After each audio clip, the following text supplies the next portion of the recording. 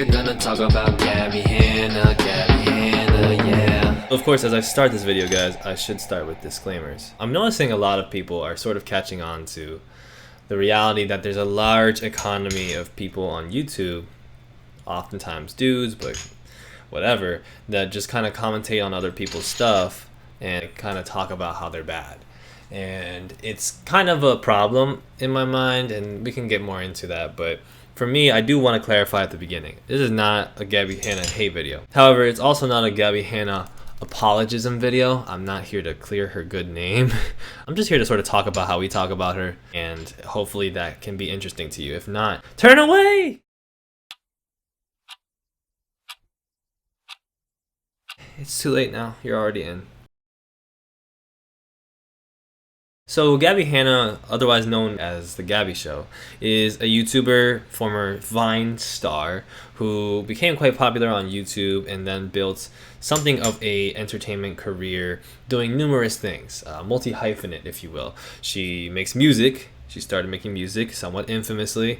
She also wrote poetry and put a book out somewhat infamously. Kind of see where I'm going here if you're not familiar with this. Gabbie Hanna's story is one that's quite fascinating, and I recommend that you look at Smokey Glow's breakdown video if you're interested in learning about her history in more depth, because Smokey Glow does generally just an awesome job with videos, and I'm very into her stuff right now. And I think that coverage that she does chronicles well from beginning to end how she got to the point where she is. I mean, at that point it was last year, like August.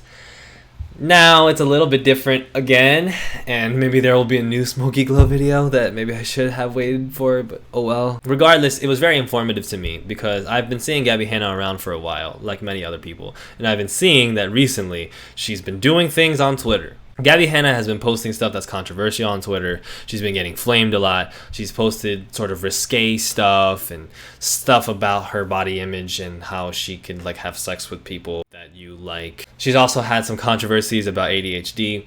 Basically, Gabbie Hanna has been in controversies for years, and there's been a lot of hate towards her, and a lot of people have had rightful criticisms of her. But I think it's gotten to a point now where the outrage is almost the point, and that's what I want to talk about today. I want to talk about outrage. I don't want to talk about how bad she is or how good she is, actually. I want to talk about the outrage that she manifests. See, Gabbie Hanna used to be a person that was quite well liked. She used to do storytime videos. She used to tell people about like things that happened in her life with a very bold vision and dialectic sense, and she loved to do story times, and people gave her a lot of views. I mean, she was first very popular on Vine, had over 5 million followers, and then she became very popular on YouTube, not just from her Vine platform popularity translating, but also because her storytime videos became very popular. Then eventually she became part of the vlog squad. But as time passed, there were little brush-ups and controversies here, something with Rice Gum where he was probably to her, and other situations like that. And as time has gone on, the controversies have progressively become a bit more bizarre and at times a bit more unflattering towards her point of view. Let's talk about the monster thing for a brief moment. She's made a music career, as I said, and she's singing, and her live singing has been criticized a lot. We'll leave it there. So what if I'm the monster that's been here all along? Additionally, as she became more famous, it seemed like she cared less and less about making videos, particularly the videos that she was making before, and cared more about her own narrative, reclaiming her own narrative, talking about her own stuff in her life, showing behind the scenes clips, showing vlog stuff. What it seems like she's more actively doing is capitalizing, in a sense, off of outrage marketing. It seems like for a while, because Gabbie Hanna was resistant towards the idea that she was the bad guy and situations, but was constantly being painted as such for numerous reasons, often arguably very much her fault. And then at a certain point she got sick of it, and now she's actively trying to piss people off. It seems like now the way that she gets attention is not for doing positive things, but for doing negative things, or ostensibly negative things. So what I want to talk about first is outrage marketing, or shock advertising. Shock advertising is not something that's new. It's something that you guys know about. Outrage marketing is becoming more and more relevant because it seems like it's becoming easier and easier to capitalize off of in our current digital age. The thing about shock marketing is that it's not always necessarily a bad thing. First of all, it depends on who you're shocking, right? A lot of times people are capitalizing off of typically unprogressive ideas to push their own contents by, triggering, for lack of a better term, people who will not be open-minded enough to receive it properly. And I think the best example of this is Lil Nas X and what he did recently with his Montero video. That was basically a shock advertising move, but it was a setup to engender positive feelings from those who understand that being gay is cool, and engender negative ones and outrage from those who are not so inclined to believe that. He created a lot of shock among people that his fan base and the people that he believes in, the ideas that he believed in, sort of rebuke. And so it doesn't really hurt to have, conservative talking heads or maybe people with not so progressive views in general say negative things about his video, because it just paints them as people who are out of touch among the people that Lil Nas X finds relevant, and to be frank, what I find relevant. Obviously, it's weird that people had such a problem with him doing a lap dance on Satan in his music video, but that is a quite shocking image. It's quite aggressive in how much he put forth the idea that, yes, I'm gay, yes, I don't care about these norms, yes, I want to break these norms, etc., etc. And I happen to welcome that as a positive thing, but I also can acknowledge that it is shock advertising, which is not necessarily positive, not necessarily negative. Here's the thing, shock marketing can also be quite negative, and it depends on how it's executed. The execution and the content and everything in context is what determines what makes marketing positive or negative in our minds. But in general, it's effective, and that's good for the person doing it. It's good for Lil Nas X, but it's also good for somebody like Gabbie Hanna, who is finding a lot of social media discourse being made about her, which allows her to capitalize. First of all, in direct ways. If she makes a video that addresses drama and people are interested in it and want to hate on her or want to like her, they're going to tune in, and that's going to give her a lot of views. That's the whole James Charles, Tati, Jeffree Star situation in a nutshell, in a certain sense. And I think people are generally quite familiar with this way of capitalizing off outrage marketing, but we don't really think about it very deeply, do we? I want to talk to you guys about a phenomenon that I'm going to have to paraphrase the name of so that I can avoid the demonetization. What I want to talk to you about is a sort of scholarly term called moral outrage prawn. Yes, guys, shrimp. We're talking about shrimp for sure. Prawn, of course, is my substitute term for a term referring to a specific type of content of a sexual nature on the internet that you'll find a lot, and DVDs, etc., etc. Moral Outrage Prawn is the title of a work from August 2020 by C.T. Nguyen and Becca Williams. It also came out in August 2020 like the Smoky Glow video, so there's got to be some sort of astrological thing going on there, surely. In this academic essay, these two writers tackle the idea of pornographic content in numerous forms, and how we use the term prawn and pornographic to describe things that obviously aren't sexual in nature but resemble a similar type of sensation in different ways. For example, food prawn and denim prawn, like when the jeans are cool. I don't know. In the essay, they write the following: moral outrage prawn, as we understand it, is representations of moral outrage engaged with primarily for the sake of the resulting gratification, freed from the usual costs and consequences of engaging with morally outrageous contents. The gratifications might include, among other things, a sense of moral superiority or smugness, the comforting sense of clarity that arises from moral certainty, and the sheer pleasure of the feeling of outrage itself. We suspect that a significant amount of the activity on Facebook, hi Nana, Twitter, and other forms of social media might plausibly count as moral outrage prawn. They go on to describe how, additionally, the different types of prawn, like food prawn, work more on mechanical things that we want gratification for, but moral outrage prawn is actually more dangerous because it enables us to have beliefs or belief systems or feelings of belief and capitalizes off of those, engendering those. Food prawn seems to be among the earliest usages of the generic sense of prawn, and the usage is now quite widespread. For example, consider the site Food Prawn Daily, subtitled Click, Drool, Repeat. But moral outrage prawn is non-mechanistic. It is an essentially cognitive form of prawn. One must engage in a belief or belief-like state, a state of judging something to be morally bad or something very much like this in order to acquire the desired gratification. They also clarify that it's not necessarily a problem with moral outrage in itself, but the pranification of it that's used for capitalistic terms and often makes people do bad things, let's say. Moral outrage prawn, we will suggest, invites its users to seek simplified moral representations of the world and to simplify their own moral beliefs in order to maximize the gratifications of outrage. And so right now you're seeing a lot of different content creators and companies make use of this moral outrage prawn phenomenon by constantly inciting it and then, reaping the benefits of having that attention. Consider the case of 6ix9ine. Do you remember 6ix9ine? He was a rapper who was very popular a little while ago. The thing about 6ix9ine is that he would constantly do these things, from in his name as a rapper to in his music to outside of his music on IG Live, etc., to bring himself attention by doing, outrageous things. The thing that this brings you when you do this type of marketing is two things that are very valuable. For one, it gives you a loyal base. When you do moral outrage prawn, people often split into very polarized, opposed forms, like in the Lil Nas X example, the conservatives and the progressives and da-da-da. You have a lot of people who, even if the majority of people tend to think that the person, you, are bad, they will think you're so good and will want to defend you so much because of what they see as injustice and how you're perceived, that you get to form a very strong parasocial relationship with them. They're there for you. They're constantly watching your stuff. They're constantly into what you're doing. And you even have people who kind of love you in the sense where they don't actually like you, they think, but they do watch all of your stuff because they find you very entertaining. Additionally, you get general public interest. That's the second thing that's really valuable.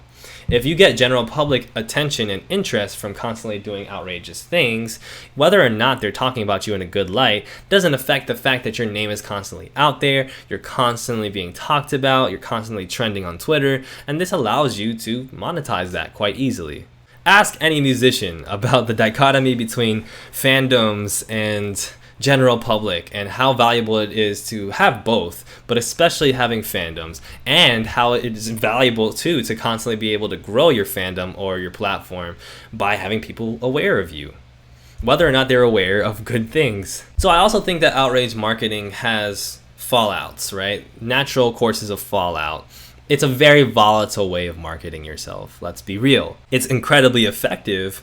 You can outrage people all the time and get their attention, but it's hard to do for a lot of people because you don't want to be against your own code of ethics and morals, and it's hard to be in the position of being outrageous all the time. I would say that there's three main ways in which people who are using outrage marketing find themselves falling out. The first is you burn out. You personally burn out. Now, you can burn out in a very, specific mental health sense. You can also just be taking up so many unhealthy behaviors that it derails you physically, mentally, emotionally.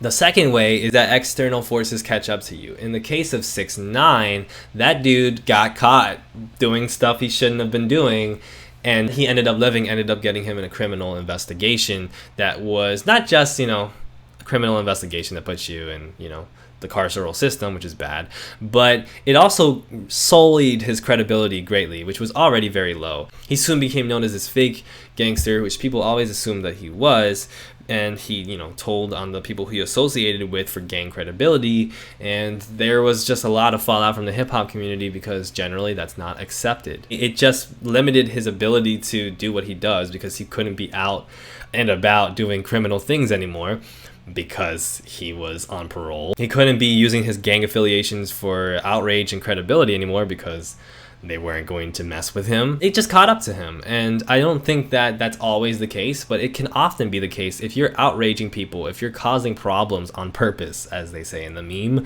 you can usually find that people will not take lightly to these problems you cause, and then you'll have your own problems. And then the third way is that people eventually lose interest.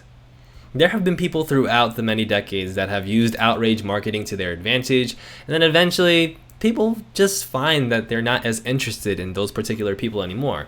It'll be that the person is already known to be outrageous, and the outrage that they're trying to cause no longer becomes shocking. It's more like, of course you're doing this. They also tend to lose touch of what's actually outrageous because the culture shifts a lot, and they tend to, I don't know, not hit the same after a while. It's just like you get bored. So outrage marketing can be a strong strategy, but it's not built for longevity. And additionally, we don't like it because it means that bad people get to do bad things and get rewarded for it, which ostensibly we don't like. Now, I don't like to call people bad people, to be fair. I think everybody has their own story. I know 6ix9ine was trying to capitalize off of outrage in order to build a life for his family and da-da-da. Now, I don't think that that's justified at all, and there's a lot of things to be said about that young man. But, you know, I'm not here to do judgments on people. I already told you that. You guys can already connect the dots as to what I think and make your own judgments. What I'm more interested in is how we talk about these people and why they do the things that they do.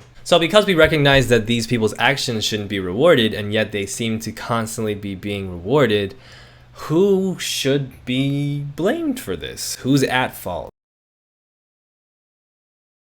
I think that everybody has a stake in this. Everybody has fault in this, and everybody is also not at fault, because this is a systemic issue. Media and entertainment industries are always going to be centered towards unhealthy behaviors as long as it, helps them. They're looking towards appeals for attention, and often appeals for attention have to be unhealthy or bad in order to get your attention, because you want to have that gratification of that negative attention. Basically what I'm saying is they like that. They're not here to help you. They're not here to do good things. They're here to make money, and etc., etc. So people are often going to use this very compelling moral outrage prawn to make money. Why is it so compelling though? I think that this is a situation where obviously this is a historical phenomenon, and shockvertising hasn't just started happening, and moral outrage prawn isn't new, but it's so prevalent right now. It almost feels like every time that you log onto social media, some form of moral outrage prawn will be presented to you for you to engage with, and usually it's in multitudes. Especially if you're on Twitter, like myself. You're often logging on and finding people say terrible things, or finding that a celebrity is canceled. Canceled. I think it comes from a lot of different factors about our living situation globally. I think that the world is as distrustful of institutions as ever. The statistics would seem to prove that. I think people are often filled with negative emotions and often overwhelmed by their day-to-day life, whether it's the constant barrage of content that is provided to you through the electronics you're always on, whether it's the constant troubles you're experiencing at school or at work, family troubles, the different ideas that get stuck in your head. I mean, everything is just so overwhelming that you just kind of get tired an hour into your day. And because of this, folks are looking for gratification more than ever.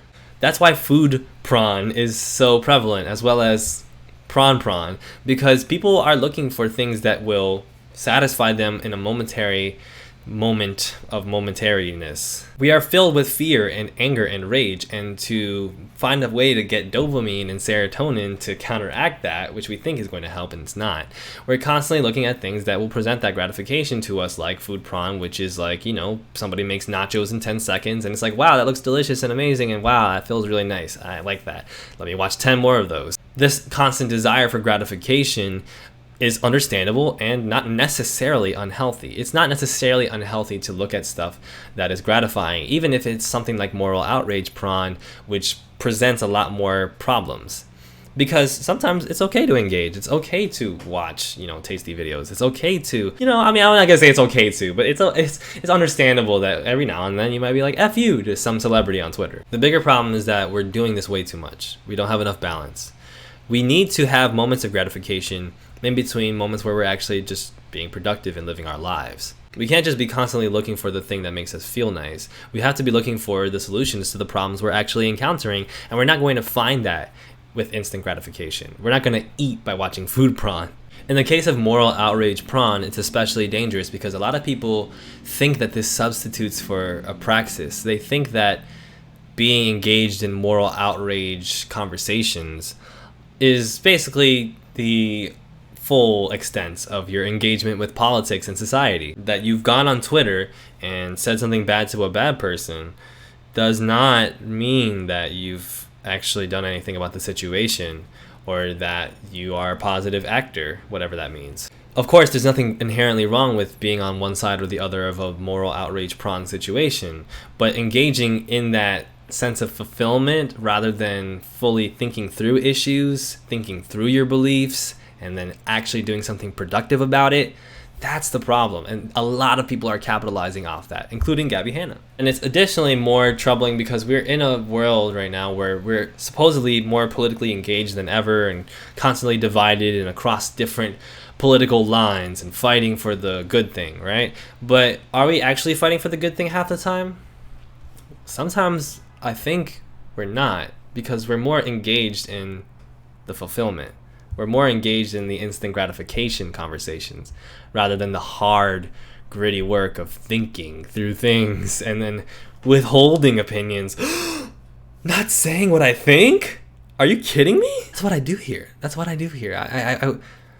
That's the whole point of this channel. I'm here to say what I think. Why would I stop doing that? We also should understand that nobody really benefits from this lack of balance, from this complete over-exaggeration of instant gratification in moral outrage and in other things. It's not healthy for the consumer because you're constantly making yourself outraged. You're making yourself angry. You're channeling your anger. You're channeling it in ways that's unproductive. You're channeling it in ways that hurts people. I mean, there's something to be said about the amount of content creators that just get doxxed and insulted and laughed off of Twitter and how taxing that can be on somebody's mental health. But not just them, on you, the person saying the bad thing. Constantly putting yourself in situations on social media where you're looking at a thing to get outraged at, getting angry, and then is like not productive. It's not healthy, and it's distracting from the things in your life and the things that you actually want to do, the productive things you want to do. But it's also not, as much as you can say that it's helpful towards the content creator because they make money, it's also not productive for them either. A lot of times people burn out. A lot of times people deal with way too much pushback that they can't physically handle as individual human beings and fall apart.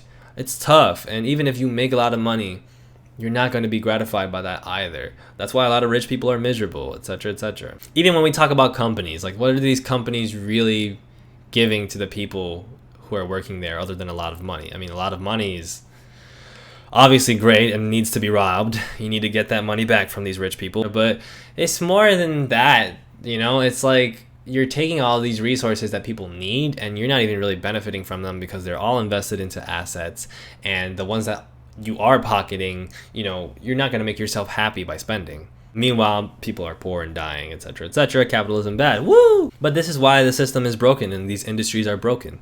They're not working towards a better future. They're not working to benefit their consumers.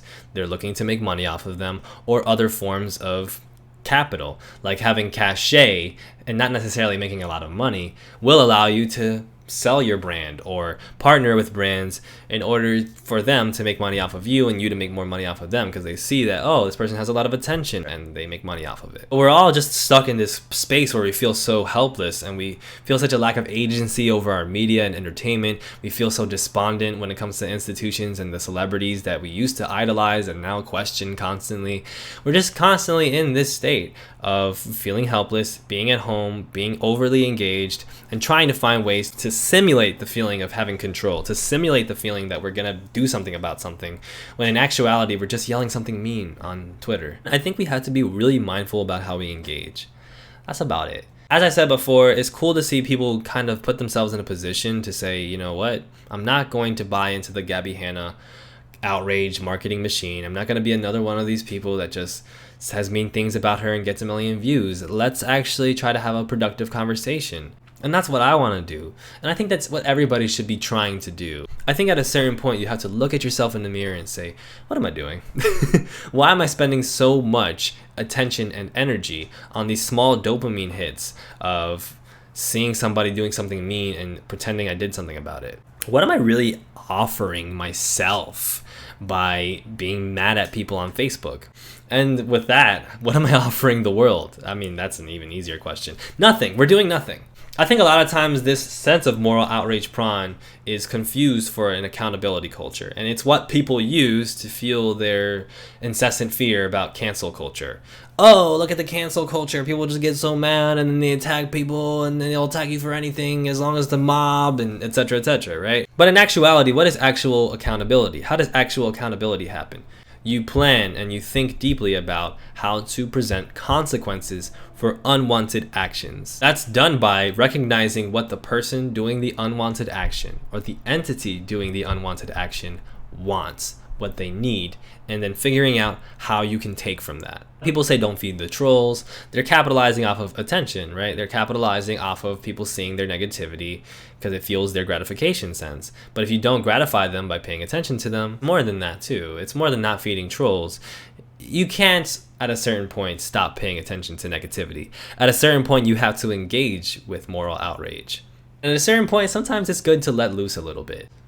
But be conscious of who you're affecting when you say the things that you're saying.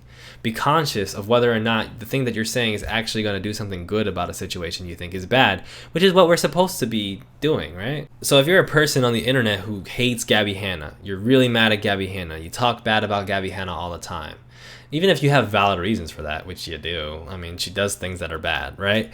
What's the point? What's the point? Why are you spending all your energy consuming content that validates how much you hate her, and then commenting on it, and then liking people's posts? If you're interested in learning about her, learning about how she's doing the bad thing and why, and learning about how you can stop the bad things from happening somehow, then do that. Think about where you're going and why. Because moral outrage prawn does not capitalize off of people's genuine beliefs being expressed in a public forum. It capitalizes off of a performance of belief, a state of thinking you're believing in something. Oftentimes, you're not even interested in the subject matter, but when presented with the opportunity to be on the right side of the subject matter and to be mad at people who are bad, you'll take it because it's gratifying. It feels like it's giving you some sort of power that you don't usually feel. It feels like it's giving you a sense that you can do something about bad people, that you can be against the bad people. But that's really just marketing. That's not the reality. Oh, so what if I'm the monster that's living in my phone? Killing time. Take my energy and these beliefs of mine and transform me. I wanna be different. Maybe I'm persistent. I'm keeping persistent. The monster is hidden. Yeah, I'm just kidding.